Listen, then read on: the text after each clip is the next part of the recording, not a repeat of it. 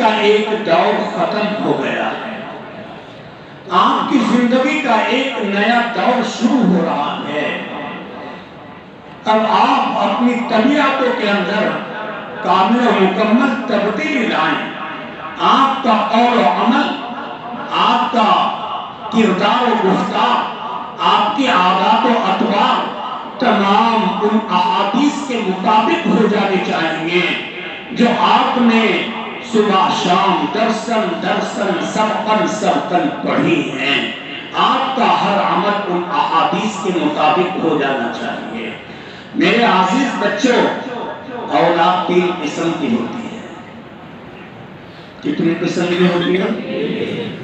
سمجھ میں آ رہے ہیں؟ غور سے سنو میرے پیاروں، اولاد 3 قسم کی ہوتی ہے۔ نمبر 1 پوت، نمبر 2 سپوت، نمبر 3 کپوت۔ پوت، سپوت، کپوت۔ پوت کس کو کہتے ہیں؟ پوت اس اولاد کو کہا جاتا ہے کہ جو نہ تو اپنے والدین کے نام کو روشن کرے اور نہ والدین کے نام کو بدنام کرے، نہ تو اپنے والدین کی عزت میں اضافہ کیا اور نہ کمی کی، نہ تو ان کے نام کو روشن کیا نہ ان کے نام کو بدنام کیا، اس کو پوت کہتے ہیں۔ اور دوسری قسم سپوت۔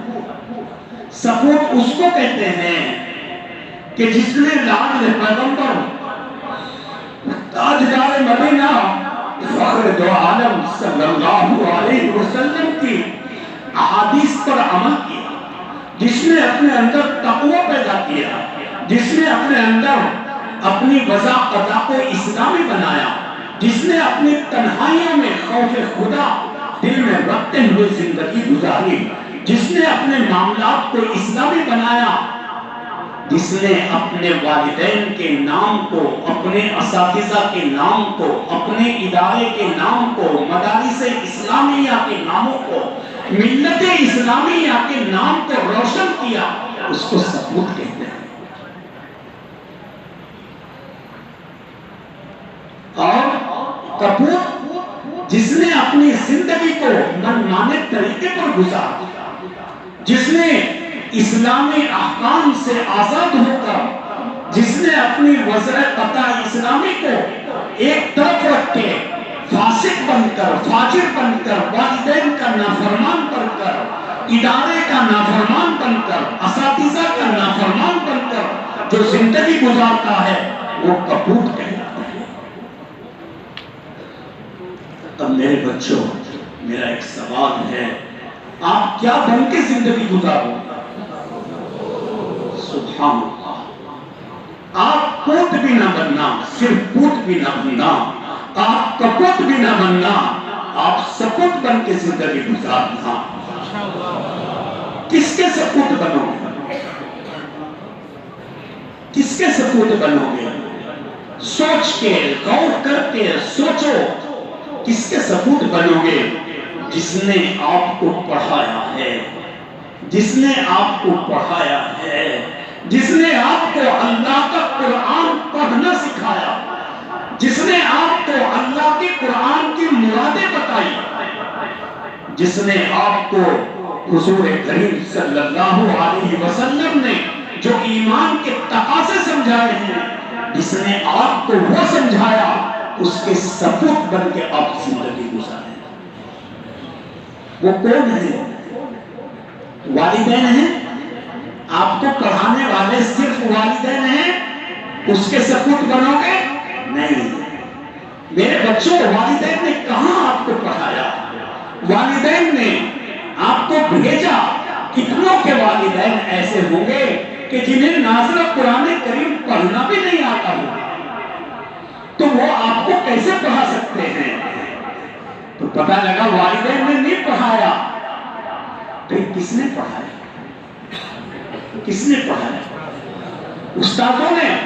صرف استادوں نے نہیں، صرف استادوں نے نہیں پڑھایا۔ آپ کہیں گے کیسے عجیب بات ہے، اور سے سنو پھر پورا مضمون آپ کو سمجھ میں آ جائے گا. آپ کو استاذوں نے پڑھایا صرف نہیں. اگر یہ مدرسہ نہ ہوتا، اگر یہ نظام نہ ہوتا، اگر یہ دارالحدیث نہ ہوتا تو میں اکیلا یا حضرت اقدس مفتی صاحب اکیلے آپ اتنی بڑی جماعت کو اپنے گھر پہ کیسے پڑھا سکتے تھے؟ میرے گھر پہ تو 10 آدمیوں کے رہنے کا بیٹھنے کا نظام نہیں ہے، تو میں ان 2000 طلباء کو کیسے پڑھا سکتا ہوں؟ یہ چند اساتذہ آپ کو کیسے پڑھا سکتے ہیں؟ پتہ لگا کہ والدین بھی صرف آپ کو پڑھانے والے نہیں ہیں، اساتذہ بھی صرف آپ کو پڑھانے والے نہیں ہیں. پھر پڑھانے والا کون ہے؟ ادارہ. ادارہ پڑھانے والا ہے نہیں، صرف ادارہ بھی پڑھانے والا نہیں. آپ کے والدین بھی ہیں، بھی لگاؤ، وہ بھی پڑھانے والے ہیں. آپ کے استاذ بھی پڑھانے والے ہیں. آپ کا ادارہ بھی پڑھانے والا ہے، صرف ادارہ بھی پڑھانے والا نہیں. والدین، اساتذہ، آپ کا ادارہ، یہ تینوں چیزیں مل کر صرف محض پڑھانے والی نہیں ہیں. جب آپ کو یہ پتہ لگے گا کہ کس نے مجھے پڑھایا ہے تو ہی تو آپ اس کے ثبوت بنو گے. کس نے پڑھایا؟ ملت اسلامیہ نے آپ کو پڑھایا. کس نے پڑھایا؟ ملت اسلامیہ نے آپ کو پڑھایا ہے. میرے عزیز بچوں، اگر ملت اسلامیہ، یہ غریب مسلمان، مالدار مسلمان، یہ رات میں، یہ دن میں، یہ سردی میں، یہ گرمی میں، یہ روڈ پہ ٹھیلے لگا کے، یہ اپنی جان کا پسینہ، خون پسینہ ایک کر کے پیسہ کما کے اگر اداروں میں نہیں بھیجیں گے تو اللہ کی قسم اسباب کے درجے میں تعلیمی نظام معطل ہو جائے گا. اسباب کے درجے میں یہ دنیا دارالاسباب ہے. کیوں رمضان المبارک آتا ہے، بڑے بڑے علماء، بڑے بڑے بزرگان دین، بڑے بڑے اللہ والے کیوں نکل جاتے ہیں؟ مال کی وصولیابی کے لیے. کیوں دھکے کھانے پڑ رہے ہیں؟ کیوں؟ بغیر اس کے نہیں چلے گا. یہ مطبخ کا نظام کہاں سے چلے گا؟ یہ اساتذہ کی تنخواہ کا نظام کہاں سے چل رہا ہے؟ یہ ادارہ میں اتنا خرچہ، لائٹ کا خرچہ، پانی کا خرچہ، ہر چیز یہاں تیار آپ کو مل رہی ہے. یہ سارا انتظام کہاں سے ہو رہا ہے؟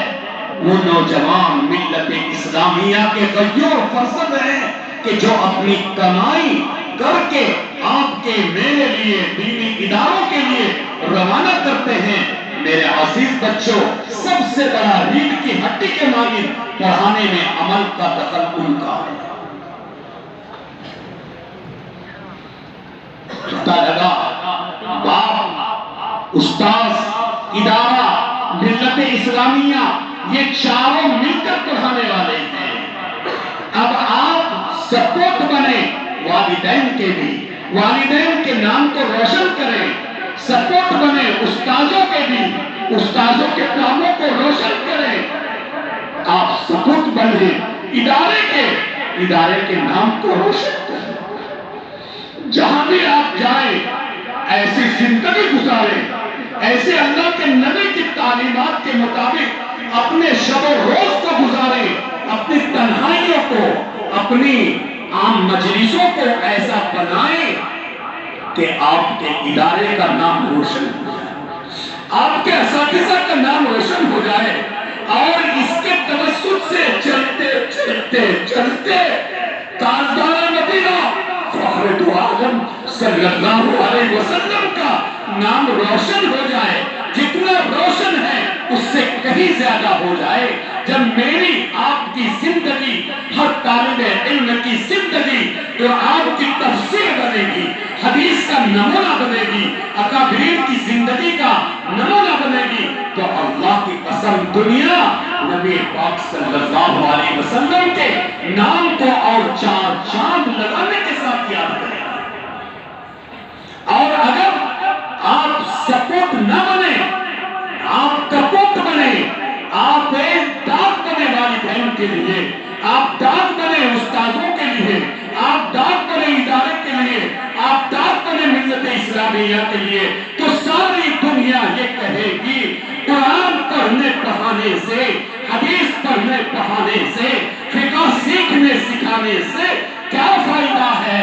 देखो वो पढ़ के आया है 15 साल लगा के आया है, उसने दाढ़ी कटा दी है, उसने पैंट शर्ट पहनी है, उसने नमाजों को छोड़ दिया है, वो झूठ बोलता है, वो शराब पीता है, वो अय्याशी करता है, वो हर तरह की बदकारी करता है। तो मेरे भाइयों बताओ इस मिल्लत इस्लामिया का नाम रोशन होगा या नाम बदनाम होगा? बदनाम होगा ना। तो मेरे बच्चों अब आपको सपोर्ट बनना है। आप जहां भी जाएं आप इदारे का नाम रोशन करें, असातिज़ा का मिल्लत इस्लामिया का नाम रोशन करें। इसका पता कैसे लगेगा? आप सब कह रहे हैं कि जी हाँ ये करेंगे, इसका पता कैसे लगेगा? मेरे प्यारे बच्चों इसका पता आपकी जिंदगी बताएगी। आज यहां से जाने के बाद जब आप यहां से चले जाएंगे आपकी जिंदगी कैसी होगी? अगर आपकी जिंदगी तक़वा तहारत वाली है, आपकी जिंदगी ईमान के तकाज़ों के मुताबिक है, आपकी हर मजलिस, आपकी कमी, आपकी खुशी, आपका चलना, आपका बैठना, आपका सोना, आपका उठना, आपका खाना, आपका पीना, आपकी मौत और हयात अगर अल्लाह के नबी सल्लल्लाहु अलैहि वसल्लम की तालीमात के मुताबिक है तो समझ लो आप सबूत बनने का सबूत दे रहे हैं। अल्लाह अकबर कबीरा। लेकिन अगर आप यहां से निकलने के बाद में दूसरी तरफ चले गए, कहां? आप कॉलेजों से जुड़ गए, दुनियावी तालीम से जुड़ गए और दुनियादारी में ऐसे डूब गए कि आपको मैं अगर कभी आपके इलाके में मिल जाऊं तो आपको चेहरा छुपा के भागने की जरूरत पड़े। क्यों? आपने दाढ़ी कटा दी जाने के बाद आप किसी कॉलेज से मुंसलिक हो गए, आप जाकर किसी यूनिवर्सिटी से मुंसलिक हो गए और आपने ये लिबास शरई, ये वज़ाक़ता आपने बदल दी। तो मेरे अजीज बच्चों खसिरत दुनिया वल आखिरा का मिस्ताक आप बना। खसिरत दुनिया वल आखिरा, आपने दुनिया में भी नुकसान उठा लिया, आखिरत में भी आप नुकसान उठाएंगे। अगर आप 15 साल जिंदगी गुजारने के बावजूद कुरान से जुड़े, हदीस से जुड़े, फिक़ह से जुड़े, आप अल्लाह वालों के साथ में बैठे उठे, अल्लाह वालों की चेहरों की ज़ियारत से आप मुनव्वर हुए, इसके बावजूद भी अगर आपने अपनी जिंदगी को इस्लामी तौर तरीक से हटा लिया तो आपसे बदतर कौन होगा इस सरज़मीन में? एक फासिक फाजिक जिसकी जिंदगी दीन से दूर है, अगर कोई वो ऐसा अमल करता है उस पर इतना दुख नहीं, उस पर इतना एहसास नहीं है जितना एक 10 साल लगाने वाले तालिब इल्म के अपनी वज़ाक़ता को बदलने पर है, अपनी बेअमली की जिंदगी गुजारने पर है। तो इसलिए मेरे अजीज बच्चों आप सबूत बने, आप दीन के काम में लगे। आप जब जाएंगे आप दीन के काम में लगेंगे। क्या है दीन का काम? बुखारी पढ़ाना, मुस्लिम शरीफ पढ़ाना, यही है सिर्फ दीन का काम? नहीं। अगर किसी इदारे के मुहतमिम ने आपको पढ़ाने के लिए आपकी सलाहियत के मुताबिक किताब दे दी तो अल्लाह का शुक्र अदा कीजिए। और अगर आपको दूसरी नीचे की दीनी खिदमत दे दी, यानी आप दर्जा हिफ्ज़ पढ़ा रहे हैं, आप नाज़रा पढ़ा रहे हैं, आप मकतब में अली बाता पढ़ाने के लिए कहीं आपको अल्लाह ने कबूल कर लिया है, तो एहसास कम तरीका शिकार ना होना कि मैं तो मकतब में पढ़ाता हूँ और वो तो बुखारी पढ़ाता है, खुदा तो हदीस पढ़ाता है। मेरे अजीज बच्चों आप भी बहुत बड़े हैं, दीन का काम बड़ा है, दीन دین کا کام اصل ہے۔ میرے عزیز بچوں، دین اصل چیز ہے، دین کا کام اصل چیز ہے۔ آپ دین میں لگ جائیں، چاہے چھوٹی خدمت ہے چاہے بڑی خدمت ہے۔ اگر آپ کو کسی مسجد کی امامت دے دی گئی تو بہت بڑا کام ہے۔ آج امت کو جہاں ایک محدث کی ضرورت ہے، جہاں ایک مصلح کی ضرورت ہے، جہاں مفسر کی ضرورت ہے، ایک امام کی بھی ضرورت ہے، ایک اچھے قاری قرآن کی بھی ضرورت ہے، ایک اچھے مقرر کی بھی ضرورت ہے، ایک اچھے مؤذن کی بھی ضرورت ہے۔ آپ اچھا مؤذن بن جائیں گے، یہ بھی دین کا کام ہے۔ اور عزیز بچوں، ایک بات اور یاد رکھو، اس بات کو بتا کے اپنی بات کو پوری کر رہا ہوں۔ اس سفر میں آپ کو حالات آئیں گے، اس سفر میں دین کا سفر ہے، دینی سفر میں حالات آئیں گے، پریشانیاں آئیں گی، تکلیفیں آئیں گی، لیکن گھبرانا، ثابت قدم رہنا، ہمت سے رہنا۔ ہوائیں آتی ہیں چلی جاتی ہیں، وَتِلْكَ الْأَيَّامُ نُدَاوِلُهَا بَيْنَ النَّاسِ، ہمیشہ کوئی رہا نہ رہے گا۔ ارے جس کے سبب سے، جس کے صدقے میں اس کائنات کو وجود ملا، شجر و حجر، بحر و بر، زمین و آسمان، یہ چاند و ستارے، سورج، ساری دنیا کو، کائنات کو وجود ملا، تاجدار مدینہ فخر دو عالم صلی اللہ علیہ وسلم کے صدقے میں جب وہ ذات نہیں رہی تو اور کون باقی رہ گئے؟ ہاں، آج کی حکومتیں کچھ بھی کر رہی ہیں، آپ اپنے دین پر قائم ہو جائیے، آپ اللہ سے دوستی قریب کر لیجئے، کوئی کچھ نہیں بگاڑ سکے گا۔ حضور پاک صلی اللہ علیہ وسلم نے بعض جگہ پہ قسمیں کھا کھا کر کے بیان کیا ہے، قسمیں کھا کر بیان کیا ہے۔ ایک جگہ پر آپ صلی اللہ علیہ وسلم نے 3 چیزیں قسم کھا کے بیان فرمائی ہیں۔ غالباً امام بیہقی رحمۃ اللہ علیہ نے اس روایت کو نقل کیا ہے کہ اللہ کے نبی علیہ السلام نے قسم کھائی کہ جو آدمی اللہ کے راستے میں صدقہ کرے گا، قسم کھا کے کہتا ہوں اس کا مال کبھی کم نہیں ہو سکتا۔ ایک بات۔ دوسری بات فرمایا کہ جو آدمی ظالم کے ظلم پر صبر کرے گا، اللہ اس کی عزت کو بلند و بالا کرے گا۔ میں قسم کھا کے فرماتا ہوں، آج امت مسلمہ پر ظلم کے پہاڑ توڑے جا رہے ہیں۔ ظلم ہمارا کیا ہے؟ قصور ہمارا کیا ہے؟ ہم نے کسی کا کیا کھایا ہے، کیا بگاڑا ہے؟ صرف یہ ہے کہ ہم اہل اسلام ہیں، ہم اللہ کے قرآن کو مانتے ہیں، ہم اللہ کی حدیث کو مانتے ہیں۔ وَمَا نَقَمُوا مِنْهُمْ إِلَّا أَن يُؤْمِنُوا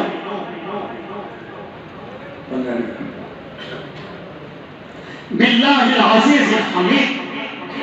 بھائیو، آئیں گے، حالات آئیں گے، بالکل پریشان نہیں ہونا،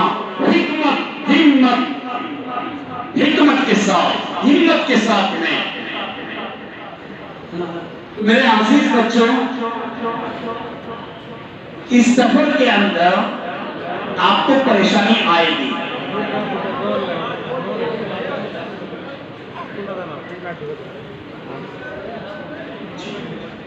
ایک واقعہ بتا کے آپ کو بات پوری کر رہا ہوں۔ سفر میں آپ کو پریشانیاں آئیں گی، ہمت رکھنا، نتیجہ اور کامیابی آپ کے قدموں میں آئے گا انشاءاللہ۔ تیسری صدی ہجری کے ایک عالم گزرے ہیں، علامہ ذہبی رحمۃ اللہ علیہ نے سیر اعلام النبلاء میں ان کا تذکرہ کیا ہے۔ بقیع الدین 201 ہجری میں پیدا ہوئے اور 275 میں آپ کا انتقال ہوا۔ حضرت کے دل میں ایک داعیہ پیدا ہوا کہ میں امام احمد بن حنبل رحمۃ اللہ علیہ سے علم حدیث حاصل کروں۔ دیکھو غور سے سنو، کتنا عجیب مجاہدے والا واقعہ۔ دل میں داعیہ پیدا ہوا کہ میں امام احمد بن حنبل رحمۃ اللہ علیہ سے علم حدیث حاصل کروں، لیکن سوچا کہ میں یہاں اندلس میں رہتا ہوں اور حضرت بغداد میں رہتے ہیں، اندلس میں اور بغداد کے درمیان میں تو بہت بڑا بہت بعید ہے، دریا ہے، کیسے جاؤں گا؟ من جدہ وجدہ، کوشش کی، اللہ نے راستہ ہموار کر دیا۔ فرماتے ہیں کہ میں کشتی میں سوار ہوا، پہلا تو یہ اللہ کی طرف سے آزمائش آئی کہ راستہ بھول گئے، دوسری آزمائش یہ آئی کہ کشتی بھور میں پھنس گئی اور بالکل ڈوبنے کے قریب ہو گئی، اللہ نے بچا دیا۔ تیسرا حال یہ ہوا کہ میں بیمار ایسا ہو گیا کہ لگتا تھا کہ میں سمندر کے اندر اس سفر کو پورا نہیں کر سکوں گا اور یہ میری وفات ہو جائے گی، لیکن اللہ تعالیٰ نے اپنے فضل سے مجھے پار لگا دیا۔ جیسے ہی باہر نکلے بغداد کی طرف چل دیے۔ میرے عزیز بچوں، آپ آئے تھے پڑھنے کے لیے، آپ کو یہاں کچھ تکلیفیں ہوئی ہوں گی، لیکن وہ نصیحت منسیہ جیسی چیز ہے، یہ تو کوئی بھی تکلیف نہیں ہے ان افراد کی تکلیف کے مقابلے میں۔ کہتے ہیں کہ میں بغداد کے لیے کنارے پہ نکلنے کے بعد پیدل چل دیا، تھکا ہوا ہوں، میرے کمر پہ بہت سی کتابیں ہیں، میں تھک کر ایک درخت کے نیچے لیٹ گیا، نیند آ گئی، پھر اٹھا بغداد کی طرف چل دیا۔ ایک آدمی مجھے ملا، میں نے ان سے پوچھا کہ بغداد کا راستہ کدھر سے جائے گا؟ اس نے پوچھا کیوں، کیا بات ہے؟ میں نے کہا کہ میں امام احمد بن حنبل سے حدیث پڑھنے کے لیے جانا چاہتا ہوں۔ اس آدمی نے میرے قدم کو دیکھا، چہرے کو دیکھا، اوپر نیچے، اور یہ کہا کہ افسوس، سر افسوس، کیا آپ اپنی مراد کو نہیں پہنچ پائیں گے؟ کیوں بھائی؟ اتنا لمبا سفر کر کے آیا، کیوں؟ کہا کہ امام احمد بن حنبل کو وقت کے بادشاہ نے کسی وجہ سے نظر بند کر دیا ہے، اور ان کی جو درس حدیث کی مجلس ہوتی تھی اس کو ختم کر دیا ہے۔ اب ان سے کوئی آدمی ملاقات نہیں کر سکتا ہے، نہ وہ کسی سے مل سکتے ہیں۔ حضرت کہتے ہیں کہ میرے تو قدموں کے نیچے سے زمین گر گئی، لیکن میں نے ہمت نہیں ہاری، میں چلا۔ اس لیے بتا رہا ہوں کہ ہمت نہیں ہارنا زندگی کے سفر میں۔ حالات آئیں گے، آ رہے جو حالات آ رہے ہیں اس سے بھی زیادہ آئیں گے، اللہ آزمائش کرتا ہے،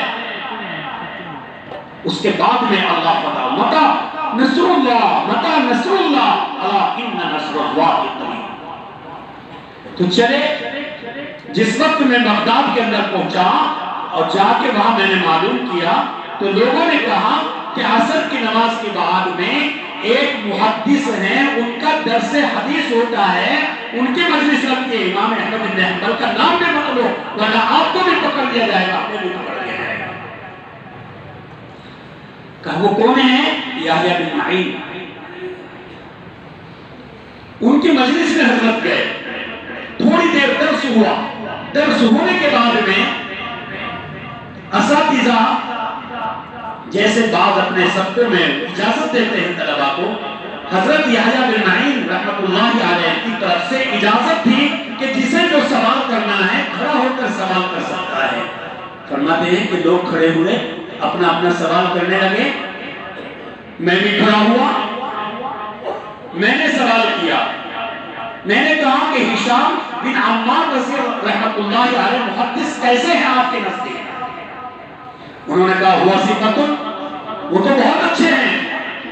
اس کے بعد میں نے دوسرا سوال کرنا چاہا، سب لوگوں نے مجھے ہاتھ پکڑ کے جھڑکنے کی کوشش کی، کیونکہ اصول یہ تھا کہ ایک آدمی ایک ہی سوال کر سکتا ہے، دوسرا نہیں۔ لیکن میں نے ان سے کہا کہ غریب الدیار ہوں، بہت دور سے آیا ہوں، مجھے ایک سوال اور کرنے دو۔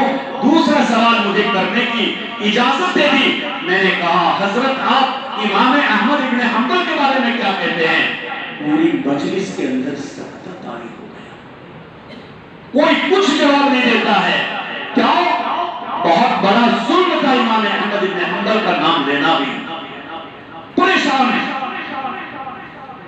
حضرت یحییٰ بن معین علیہ الرحمہ نے سر نیچے جھکایا، فرماتے ہیں اور کچھ دیر کے بعد میں سر اٹھا کے ارشاد فرمایا، ہوا امام المسلمین، کہ امام احمد تو امام المسلمین ہیں۔ بس اب میرے دل میں اور داعیہ پیدا ہو گیا، کچھ بھی ہو جائے علم حدیث حضرت سے پڑھتے ہی جاؤں گا۔ لیکن تربیت کیا لمبا واقعہ ہے، مختصر یہ حضرت نے اپنے سر پہ پٹی باندھی، گھٹنے پہ پٹی باندھی اور لنگڑا کر چل کے فقیرانہ بھیس اپنا اختیار کیا۔ بغداد کے چوراہوں میں، بغداد کی گلیوں میں فقیر بن کے پھرتے رہے، شہر کے اندر مشہور ہو گئے یہ فقیر مانگتا ہے۔ ایک آدمی کو کہا مجھے گھر بتا دو امام احمد کا، اس نے دور سے اشارہ کر دیا۔ حضرت امام احمد ابن حنبل کے گھر پہ ہاتھ میں لاٹھی ہے، سر پہ پٹی ہے، پیروں پہ پٹی ہے اور لنگڑاتے ہوئے مانگنے والوں کی طرح ایک کاسا لے کر جا رہے ہیں۔ اس وقت میں فقیروں کی ندا ہوتی تھی، اجرکم علی اللہ، اجرکم علی اللہ، یہ کہتے تھے اور دینے والا فقیر کو دیتا تھا۔ فرماتے ہیں میں امام احمد بن حنبل کے مکان پہ گیا اور یہ سزا لگائی۔ امام احمد بن حنبل باہر دروازہ کھولا اور میرے کاسے میں ایک درہم ڈال دیا۔ میں نے ہاتھ پکڑ لیا اور کہا حضرت ان دراہیم کا فقیر نہیں ہوں، ان دراہیم کی وجہ سے نہیں آیا ہوں، حضرت میں تو حدیث کا فقیر ہوں، حدیث پڑھنے کے لیے آپ کی خدمت میں آیا ہوں۔ کہنے لگے کہ نام مت لو، پتہ لگ جائے گا ایسا ہوگا۔ کہنے لگے حضرت اتنا لمبا سفر کر کے آیا ہوں، کچھ بھی کیجئے، روز آنا میں دوپہر میں فقیر کا یہ کاسا لے کر دروازے پہ آ جایا کروں گا، آپ ایک سکہ ہاتھ میں لے کے یہاں آ جانا اور مجھے حدیث سنانا۔ اگر کوئی آدمی پولیس کا کوئی جاسوس دکھ جائے میرے کاسے میں آپ ایک سکہ ڈال دینا اور میں چلا جانا۔ میرے عزیز بچوں، 1 سال تک اسی طرح زندگی گزار کی میں حدیث کیا ہے۔ بہرحال یہ سفر آپ کا بہت اہم ہے، اللہ سے دعا فرمائیں مولا کریم آپ کو، ہم کو، سب کو قبول فرمائیں۔ اللہ تعالیٰ اس پڑھنے پڑھانے کے نتیجے میں پوری امت مسلمہ پر اپنا فضل فرمائیں اور حالات کو درست فرمائیں۔